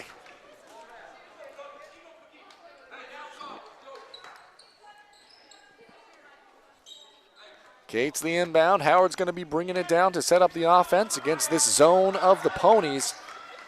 Killen now. Gets into the middle of the paint. Throws up a 2. Up and in. Nice move. Beautiful there. Her first hoop of the game. And the Raiders rather going to stay in the full court pressure. Cook able to get through it, dump off to Hall, shot no good. Allie Cook comes away with the rebound. Ever for 8 rebounds. It's truly impressive. 7 points, 5 of which this quarter. Kimball now avoids the 5-second there. Given back up to Mason. Mason top of the key. Trying to get by Killen. Great defense. Addie Day now the dribble drive, kick to the corner. Kimball, her 3. Strong, no good. Rebound on the weak side by Cates. Cates over to Cheney. Cheney, good look at a 3. Her 3, good. Miranda Cheney able to knock it in. It's an 8-point game. Or 7. Ball played over. It's Mason able to break through the pressure. Yeah, I'm probably going to change that back just so people at home aren't confused. We have to go by what's in the gym, right or not. At this point, this is the score. That ball played for Mason, knocked out of bounds by Killen. We've talked about it a lot. Don't want to talk about it too much, but just we already have talked about it a ton. Time out here, so it's a perfect opportunity. There was a play earlier on in the game. Don't know at which point maybe a point was missed. We had it as it would be at this point an extra point for the Raiders. Ultimately, inside the gym right now, it's an 8-point game. That's what we're going to go with for the rest of the game. Because that's obviously what they're going with officially. So, but anyway, this, they're not out of the game yet, Washington Academy. So they, kind of just going to keep picking up the pressure and, kind of hoping Foxcroft can, they can force free turnovers. But Foxcroft's just got to be, they need to be patient and just don't force anything. And what this game is going to boil down to in a most likely scenario is free throws. And both sides having some struggles from the free throw stripe in this one. Not a ton of opportunities, so not a strong sample size, but 2 of 6, I believe 2 of 6 for the Ponies in this one from the stripe, but they're going to have opportunities here. Remember, Mark mentioned it earlier, but the new foul rule instituted last season, it's 5 fouls each quarter. Which they still, by the way, need 3 more fouls to even get up to that point. Yeah. So that's another strategy point where Washington might stop fouling here soon to try to get up to the limit. No real foul trouble on their side either, so some options there when that point does eventually come. As it's going to be checking into the ball game. Newt is going to be replacing Addie Day, who I don't want to speculate, but it does look like athletic trainer Jackie Turtelot is working with her on the bench for the Foxcroft Academy Ponies, so that's huge here late in a ball game. Yeah, one of your guards, yes. It's who's been a dynamic out there, her and Cook. Mason, though, Killen in tow. Great defense on display right there. Said that a few times, especially late into this ball game. Mason now, the drive. Dump off over to Hall. Good ball movement, able to keep the possession alive, take time off the clock here. What do you say about Mason? As a freshman, she's totally under control. Absolutely. Kimball's dribble drive, shut off that time by Howard. Close to a 5-second there, Mark. Mason now with it. Coach Muzzey's going to take another timeout. 3:06 left. So you might as well not save him. Just took about 40 seconds off the clock there. Every opportunity does matter, and maybe it gives more time to see if Day is able to return in this one as well. Don't want to speculate because I didn't see what exactly happened, but she did head to the bench area. But obviously losing her, at least at this point in the ball game, would be a huge primary ball handler. But what do you think Coach Muzzey's talking about on his sideline? Well, again, patience. They make them come out and foul you. Make them, they obviously. The clock's their friend right now. The Ponies' friend. You don't need to force anything. Keep doing what they're doing. As you said, they just wasted 40 seconds. You do that a few more times. Yeah, you gotta open the night win. Yeah, and for Coach Cates on the other side, you can take a risk or two here. You're not near where you need to be for the fouls, so you can take a risk here. You don't want to save that till the final minute of the game. Yeah. At that point, it might be too little, too late. You get some opportunities. One-on-ones have gone away. But you got to hope on some luck from the free throw line for your side and able to get possessions back in this ball game with the clock stopped. But you have the opportunity. You're afforded the risk to take chances here in this one. Yeah. And Day still on the bench here, start of this possession. Kimball now into the backcourt, able to control it. Guarded by Rhodey, who's going to be fouled there. Again, not super surprising. No, and I think that was the message by Coach Cates on the bench. And Addie Day now checking back into the ball game, going to replace Payson Hall in this one.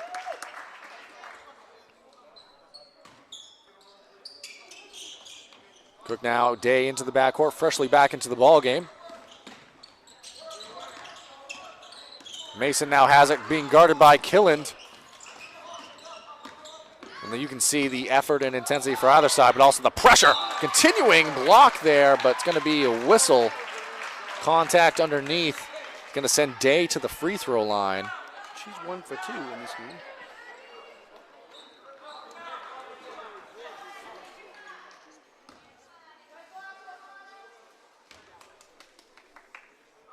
First free throw, no good. And that is the 4th foul for Killen. So I said no real free throw, foul trouble rather. Not entirely true. Second one is good from Day here.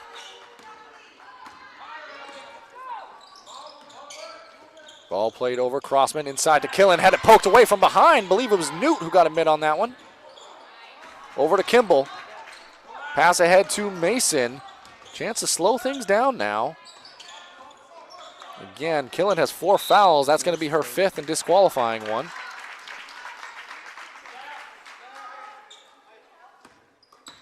And Grace Howard is going to be checking back into the ball game here in a moment. They had 4 fouls for number 10 on the board a moment ago. Now there's 1 foul for number 10. Now there's 2. I don't know, Mark. Just calling the game. So, not fouled out of the ball game. But ball turned over there. Good defense by Avery Cates. Howard now. 30.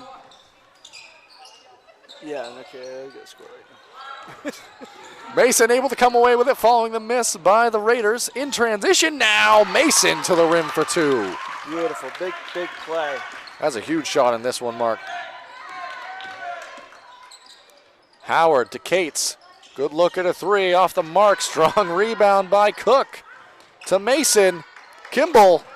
Down court unguarded. Easy layup up and in for 2. Now we're going to do a player of the game after this, and I think Allie Cook might. She's had a dynamite game. With the performance she's had, it's been impressive. We're going to have a travel there. Whistled against Killand. Now with 1:33 left in the ball game, 13-point ball game. And there are plenty of candidates. I mean, you got Maddie Day, you got Nola Mason, and Hall and Newt have had an excellent game also. So plenty of options, but I think she's been, with a 9 rebounds from the guard position, 5 steals. Timeout taken during that, Mark. We'll talk more about that, but we got plenty of choices. But I just think what she's done and created out there is, kind of been the spark plug. Absolutely, I would agree. It's been an impressive performance across the board, though. I mean, Cook, Day, Newt, especially in that first half. I think one thing that will be mentioned in this ball game is there's still time left, but if it stays the way it's looking right now, it stays a Ponies victory. The offensive rebounds that were on display. Hall, the minutes she had in that second quarter of action, able to really propel things forward, but it was the defense. Yeah. We'll try to get Allie Cook and Coach Muzzy up here at the game. That's probably a good topic for you with Coach Muzzy is that offensive rebound. I mean, that was key when Mason went to the bench with the foul trouble. That somebody stepped up, and Hall and Newt did just that. Yeah. So still game left to be played, though. At this point, it is going to be the Ponies headed to the free throw line, I would imagine, here shortly. The 4 fouls against the Raiders there. Remember, it is 5 fouls, and then we're shooting 2 free throws. They're going to go out with this full court pressure here. Day and Kimball. Mason had a hard time getting it into either. Day comes away with it. Going to be fouled that time. Going to go against Killand. Not going to speculate how many fouls that is. I think she has 3, but that is going to send Addie Day back to the free throw line. Went split a trip last time. She's filled up the stat sheet. I got her with 7 steals and 6 rebounds. And that time, no good on the first. Strong off back iron.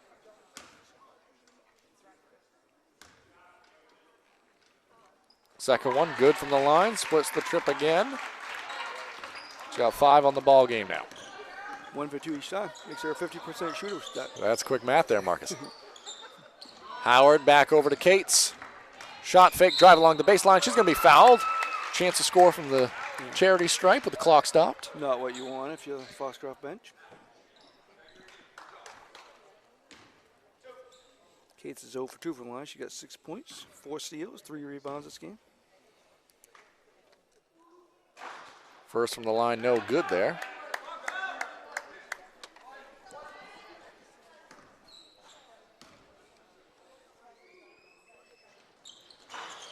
Second from the stripe, no good as well. Rebound battled for. It's going to be taken away by, I believe that was Cates over in the corner. It was Mason, Newt, and Cates. And good job by Cates, kind of following her, her own shot. We've said it a few times. I want to say it again. There has been no lack of effort, hustle, and intensity here in this one from either side. It's been really good to see. Yeah, stay with us for the post-game show. We'll get a few interviews and wrap it up here from Ponyland. They call it that? Is that Ponyland? I think only Toby Nelson. Yeah, he's in a plane out of town.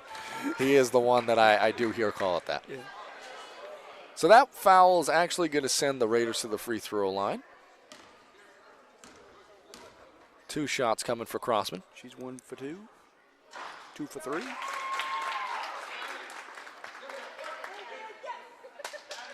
She's played well in this one as well, defensively especially. 7 rebounds. That time off the mark, no good, but it's going to go off the Ponies, yes. Official indicating that was just a misspoken team initially there. He said it was going to go to the Ponies. Able to clarify. Howard passes up the 3 for Cates in the corner. Cates off the mark. Battle for the ball now. Kimball came away with it. She's going to be fouled from behind. And going to head down to the free throw stripe on the other side.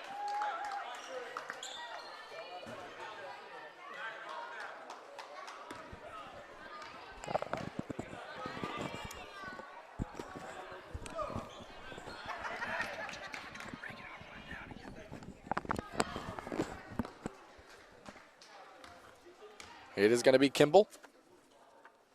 Her first from the line rolls in.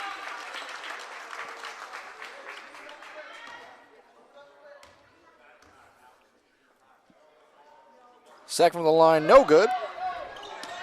Howard now, pass ahead. Rohde to the corner, that's Killand. Along the baseline, we're going to have a foul. And more free throws we go. Mark, I have not seen this in a long time, have 6 fouls on the board. They used to just stop after 5. Yeah, again. Yeah, like, why not? Just keep them counting.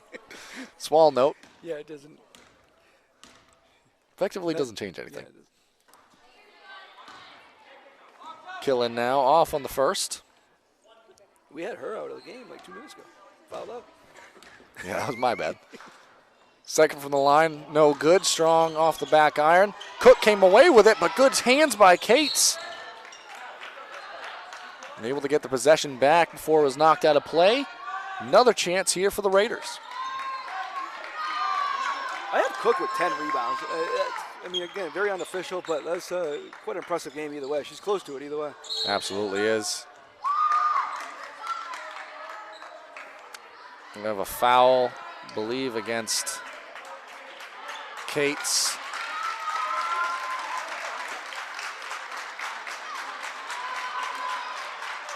It's going to send Cook down to the free throw line.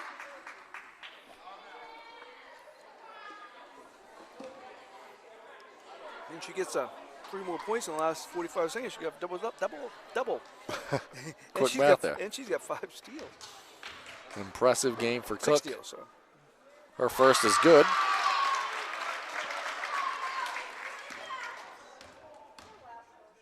Always good play. I'm not sure she's ever had 10 rebounds.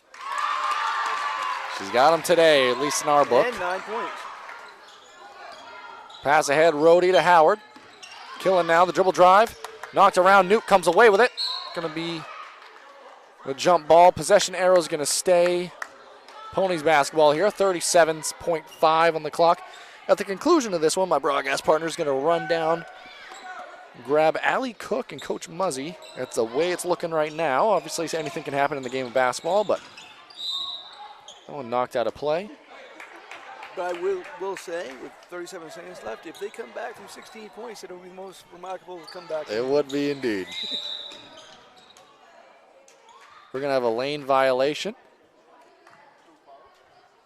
That time against Killand. It's a warning for the first offense there.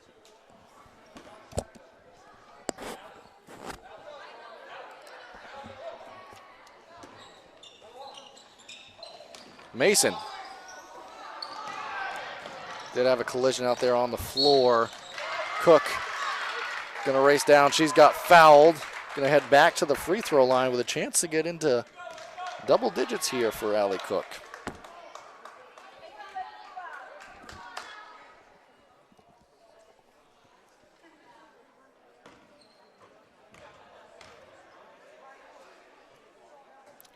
And that first free throw does it. So Allie Cook into the book with a double-double here in this one. 10 rebounds, what we have her for. 6 steals, I believe Mark said. She drains both, and what a fourth quarter she's having as well. 9 points here in the fourth, 11 on the ball game. Killand, long look at a 3. Off the glass, no good. Crossman brings down the rebound. Another offensive rebound, no good. Crossman and Newt battling for it again. That time, it's going to stay Raiders basketball.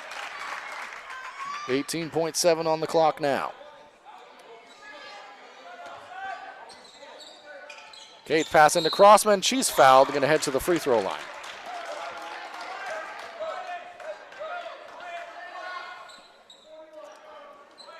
Reese Crossman, she had 2 earlier this quarter. Split her trip on that occasion.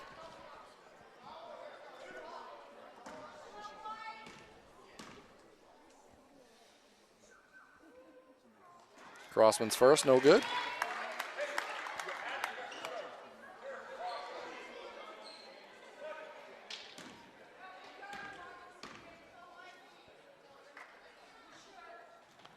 Second one, front iron, no good. Rebound for Kimball. She's going to be fouled. And with 15.3, Maddie Kimball's going to walk to the other end. Chance to add to her night. She also had 2 earlier this quarter from the free throw line, or at least attempted. Split her trip on that occasion.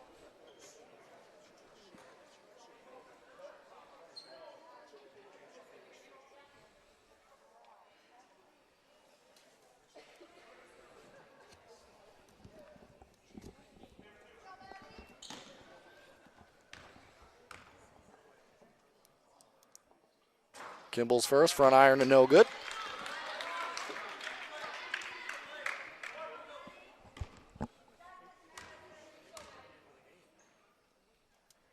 Kimball's second, good on that attempt.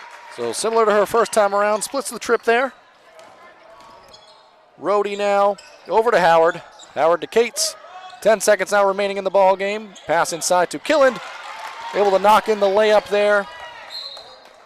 One more foul before the clock strikes midnight in this one.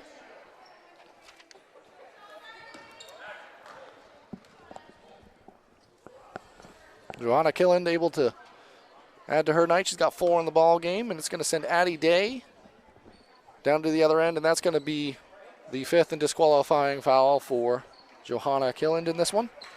She'll be replaced by Miranda Cheney.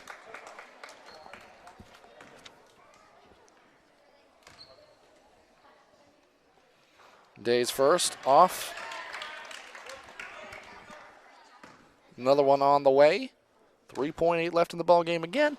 At the conclusion of this one, we're going to take it to a quick break and rejoin you for the post-game show. That's going to do it. 44-27, Ponies win. We'll be back with you in a moment. Busy with places to go, things to do, people to see. Let Maine Highlands Federal Credit Union make managing your money easy. with mobile services, bill pay, Apple Pay, mobile deposit, and more. We're as close as your phone. Now serving all of Piscataquis, Penobscot, and Somerset counties. Maine Highlands Federal Credit Union. Personal service, shared value. MHFCU.com. And softball training facility has the perfect gift for the budding all-star on your holiday shopping list. Give the gift of training. Sluggers offers both group and one-on-one lessons for all levels. Give the gift of experience from batting cages to advanced technology. Sluggers is the perfect place to get practice and improve skills. Give the gift of competition. Joining a travel team at Sluggers is a great way to learn and grow with new friends. You're sure to hit it out of the park when you give the gift of Sluggers. And stop by Kimball Insurance for all your insurance needs. Whether it be auto, home, farm, business, life, or health insurance, we have you covered. Our agents are ready to serve you and help you with your needs. Visit us at Kimball Insurance at 91 Main Street in Sangerville, Maine, online at KimballInsuranceAgency.com, or visit us on Facebook to see what we can do for you. Kimball's, your insurance is our business. One. Let me show you. Oh. You're good. That's why I'm posting weird. There you go. Welcome back here now as we get ready for the post-game show. Allie Cook, what a game out of you. We had you down for 10 rebounds. I don't know if you noticed this, but you're not the tallest person out on the floor. You might play harder than anybody, though. But really, in this one, it was really tough. They were playing physical. You guys were playing physical. In the first half, where Nola was in that foul trouble, what was the conversation like with you guys? What was your focus? Really, like, when we went out to do the timeout, we just talked about how we need to rebound better, and I just went out and tried my hardest. What were you seeing out there that was helping you get all these rebounds, or was it more just about the hustle? Mostly I just, like, I don't know, hustled and tried. You did a great job doing that. Down the stretch, obviously some late free throws. What's going through your mind when you're at the free throw line and your teammates aren't around and you know it's late in a ball game, high pressure? What was that like? Well, I was, like, kind of nervous, but I just knew that I could do it, and yeah. And you did a great job doing it. How's it feel to be back out here playing in the gym in front of your home crowd and get the season started? It really feels great with a new coach and new season, so it feels better to have, like, a good environment. That's awesome. And we're going to get your coach in here now. Allie, great game. Congratulations. I'll take the headset from you and we'll talk to Coach. You did great, by the way. All right. Coach Muzzy, you get the sweaty headset now. Sweaty myself. Yeah, I am too, a little bit.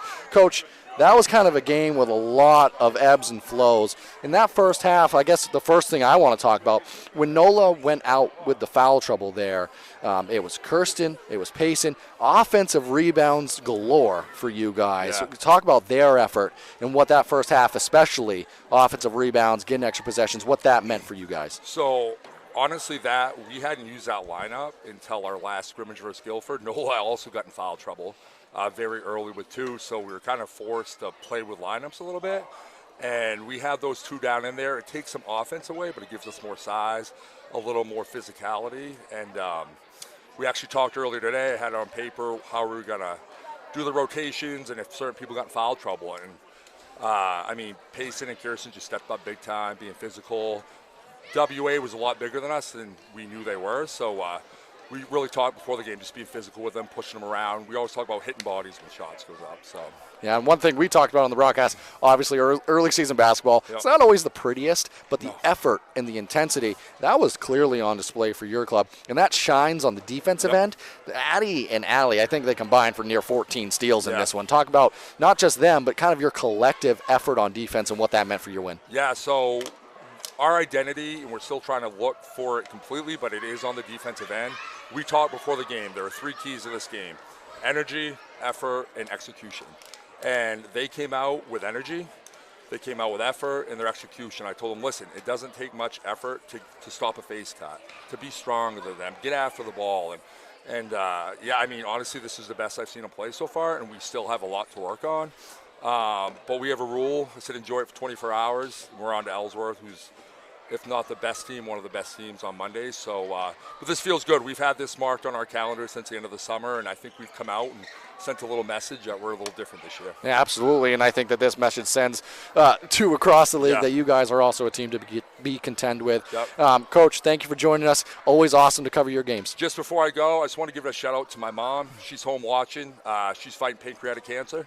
Just want to say love you. She always tries to tell me not to get after the officials too bad.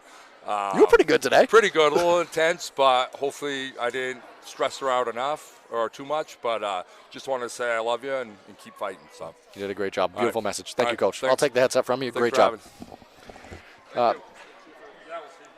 Beautiful way to end the broadcast here at Eastern Maine Sports Media. Pleasure to be with you all at home. That's going to do it for us. We're going to be signing off here for Foxcroft Academy. 44-27, Ponies win.